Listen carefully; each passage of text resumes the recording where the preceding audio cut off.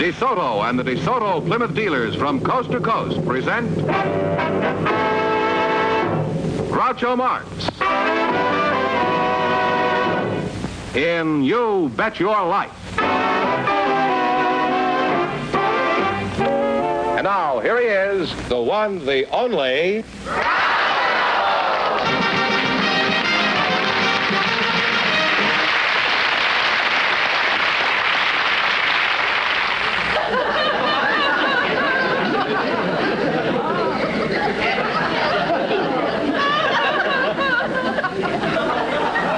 Forget it.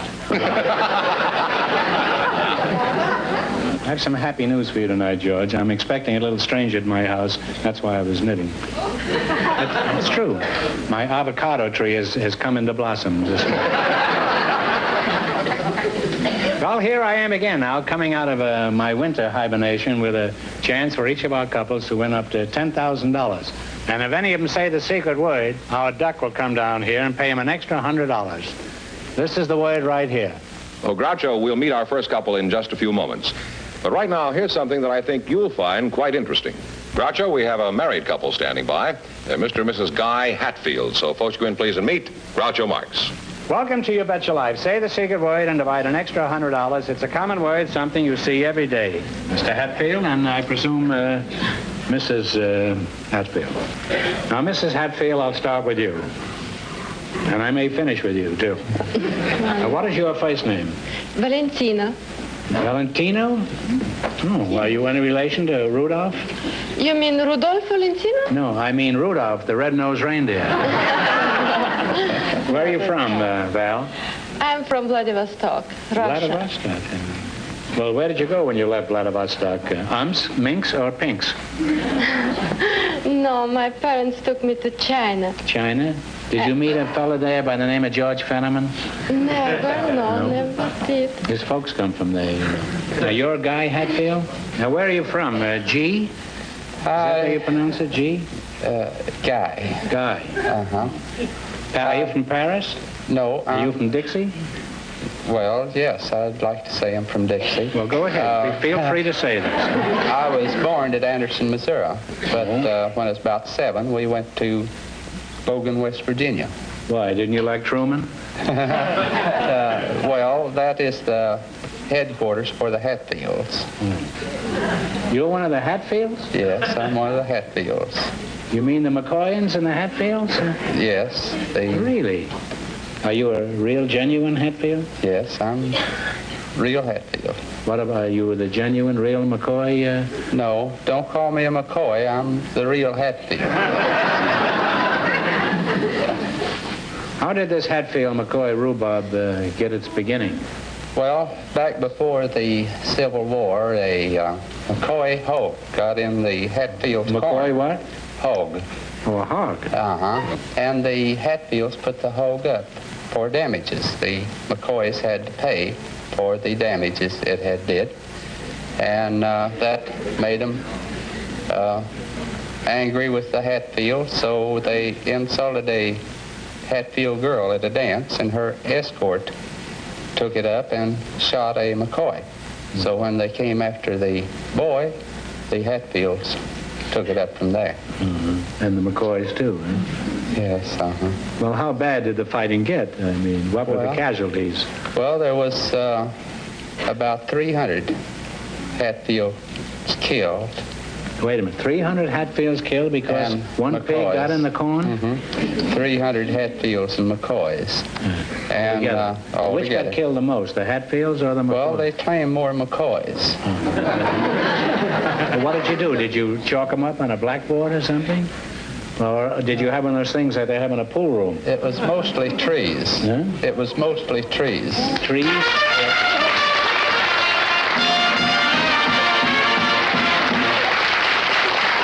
All right, Doc, beat it. You said mostly trees, and that's the secret word, so you get $50. And should I give it to your wife, or do you handle the money in the family? She's answered already. You got me on the spot here. Yes, you got me on the $50. Yes. What do you mean by trees? Well, you said where did they spot them? They spotted them on the trees down the road. You mean they hung them? Yes. They were also, I thought they shot them. Well, if they caught them, they didn't waste the bullet ammunition. I think that's smart. Huh? That's very thoughtful of them, I think. And all this happened because the McCoy hogs got into the Hatfield corn. Huh? That's. But why was that so serious? Would it have been just as bad if the hogs had got into, let's say, the lima beans? No. No. You see, corn is a very valuable product. As well why as, is that? Well as eating it, they also drink it. Well, how'd you find your way to L.A. after living in the hills of West Virginia? Well, you won't believe this. I believe anything you tell me, But I came into L.A. one night. It's dark. Got a hotel room. Next morning I got up and thought I'd get my car and drive around the block to get some breakfast. And I got on one of those freeways, and the cars was going on both sides of me and honking, and those were geese. And I told my son that we was just going to have to stay where we was. In the hotel, you mean? Huh? No, on that freeway. Oh. Straight line. And I wound up in Capistrano.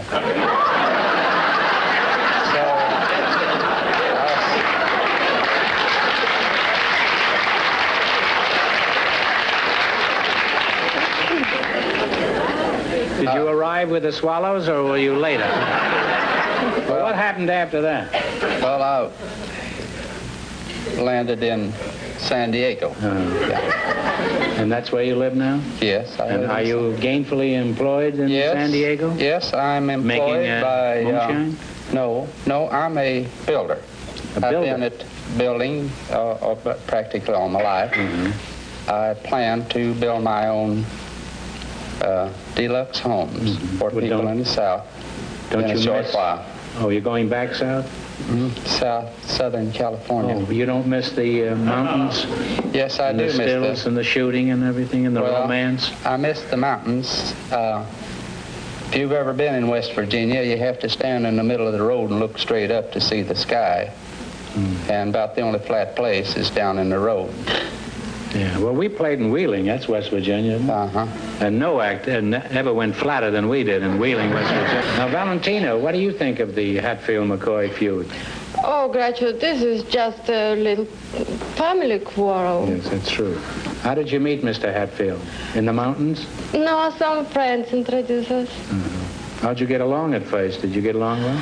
Oh, I didn't like him. He seemed to me a little dry. Well, he's away from that moonshine, you know. He doesn't seem dry to me. He's sort of a Will Rogers character, you know. He's pretty funny. He's a very attractive personality. You should be very happy that you've snared this chap there. I am. Well, Val, your marriage seems slightly incongruous. Guy's a West Virginia mountain man, and you're a Russian. How are things working out? Is your marriage a success? Oh, yes, we are very happy, Groucho. Can you say the same thing, Guy? Oh, yes, we're very happy together. Well, are you happy when you're not together? Well, Guy did. So much the time I can't understand what she's saying. Could you give us an example of what you mean? Well, we'll be walking down the street, and she'll commence talking in some language. I don't even know what the language is. I'll go along for a block, and then just for general principles, I say no.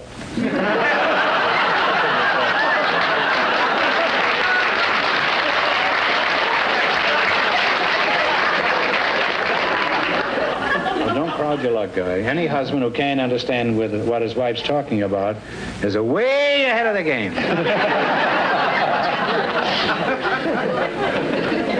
Well, you're a lovely couple, and you look like a very happy couple.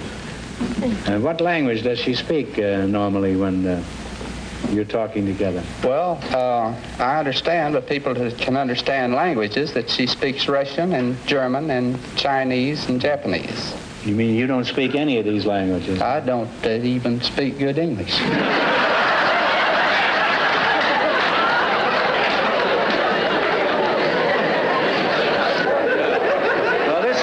place where you don't have to speak good English.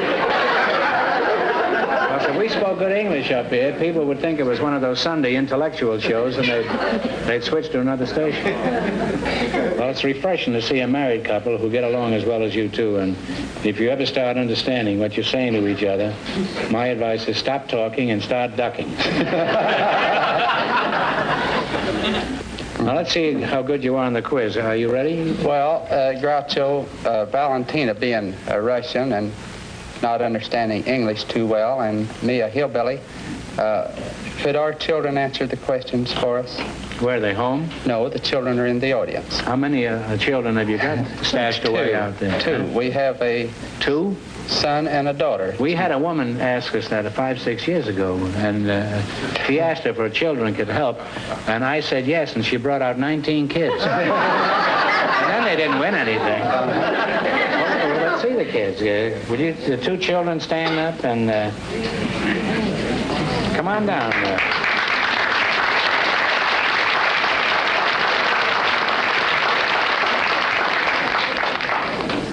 Hurry. Well, how do you do? Now, Stand back here.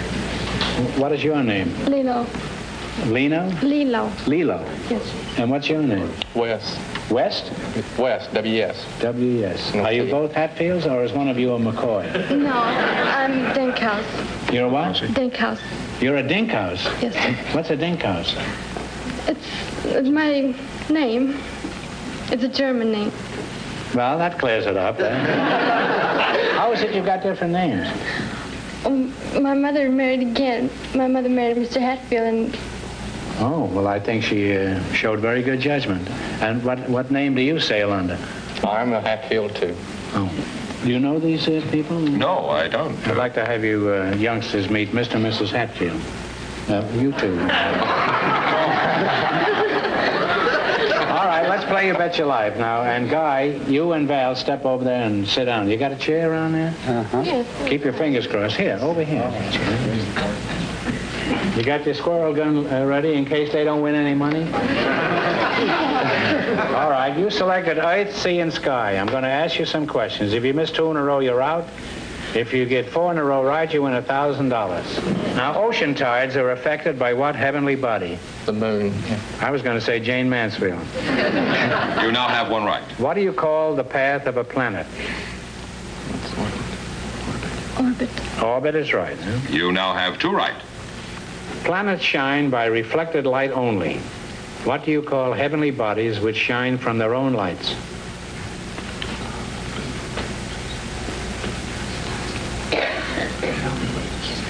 Planets shine by reflected light.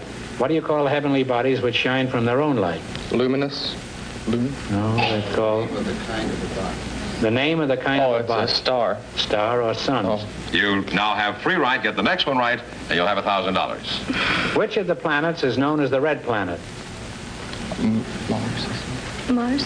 I was going to say Russia. And you now have 4 in a row, and you win $1,000.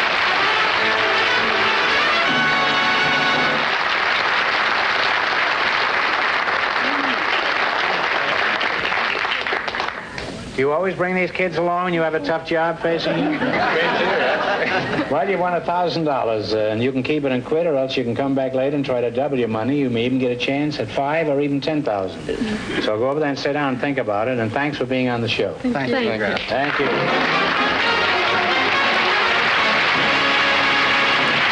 Groucho, we have a couple of teenagers who want to meet you now. They're Levon Thram and Charles Wheeler. So folks, you in, please, and meet Groucho Marx. Well, Wheelman. Welcome to You Bet Your Life. Say the secret word and divide an extra $100. It's a common word, something you see every day. Levon Scram and Charles Wheeler, huh? No, it's Thram. Thram? Yes. How old are you? Around 43? 18. 8? 18. Oh, 18. I guess it's that ponytail.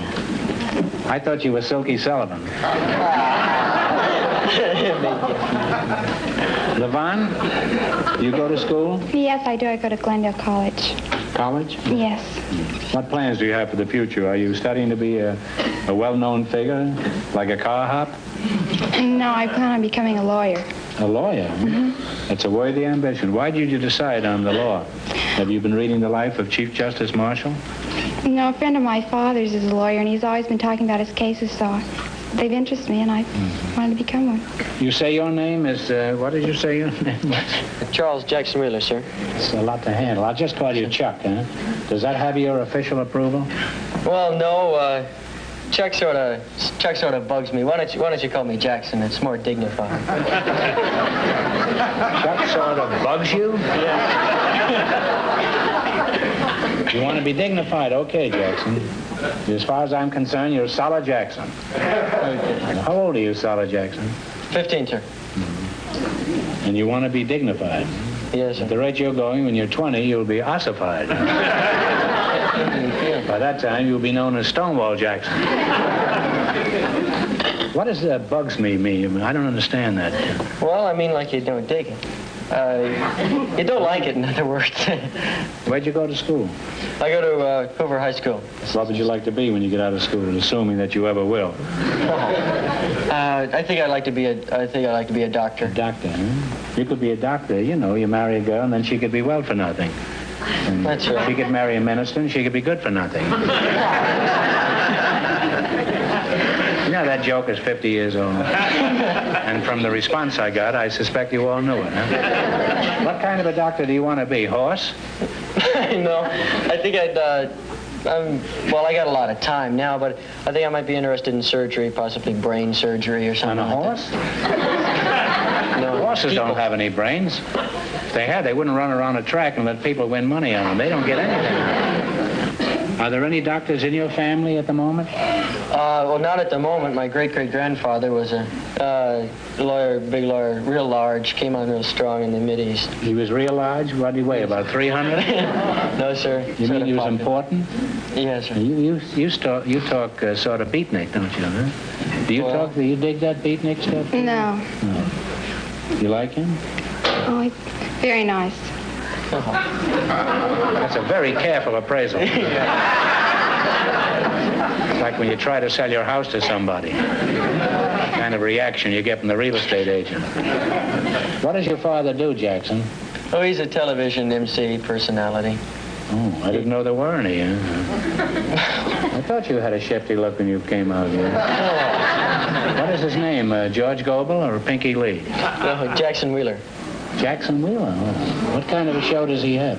Well, he has from 10 to 12 in the morning, Channel 11, give it the old plug. Well, if you're going to be a horse doctor, you want an old plug to start. He's on every morning from 10 till 12? Yes, sir. He used to have a late show. 11, Why is 12. he on at such a peculiar hour? Is he ashamed to let people look at him? Oh, no, it just, I don't know, it just, to each his own. That's one of the most baffling answers I've ever heard. Rocco, I hate to interrupt, but as you know, Mr. and Mrs. Hatfield and their children live in San Diego, and they won't be able to return next week, and since they've already qualified for a chance at the big money tonight, they'd like to try for it. Of course, if we do that, then Jackson and Levon won't have really time to play You Bet Your Life and talk to you, too, so I was wondering if maybe they could come back next week and try. Yeah, sure. Well, can you come back next week? Sure. Okay, I'll tell you what I'll do. Just to make tonight's trip worthwhile, I'll ask you one question for $100. Now listen carefully. Okay. Who is buried in Grant's tomb? Grant. Right, so you each get $50 for tonight's work, and when you come back next week, you'll get a chance to play You Bet Your Life and maybe win a lot of money. So see you next week. Thank you. Okay. Goodbye. Thank you very much, Mr.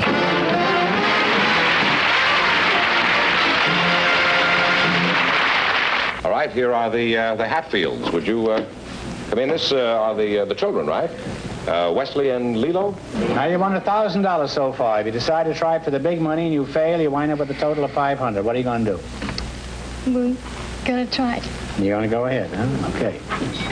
Now you pick a number. 7. No, eight's the first one. 8. Put up 8 in here, George. And what is the other number you've chosen? 7. This number comes up, you know it's worth 10,000. If the 7 comes up, it's worth 5. If neither number comes up, the question is worth 2,000. Okay? Okay. Roll it.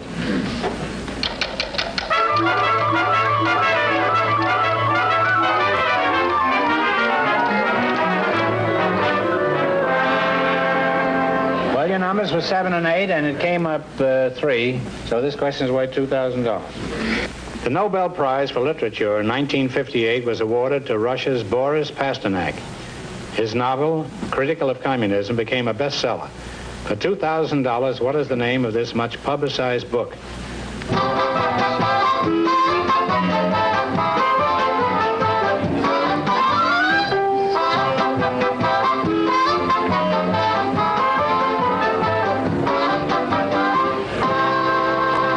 What is it? I believe it's Dr. Shivago.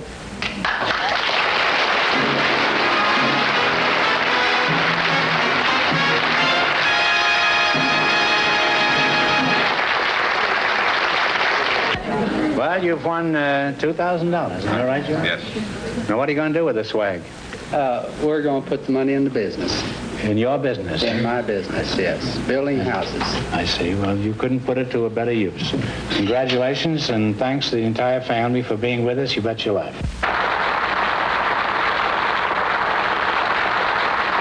Be sure to tune in next week, same time, same station, for Groucho Marx in You Bet Your Life. Brought to you by your DeSoto Plymouth dealer. And don't forget to listen to You Bet Your Life every Wednesday night on radio.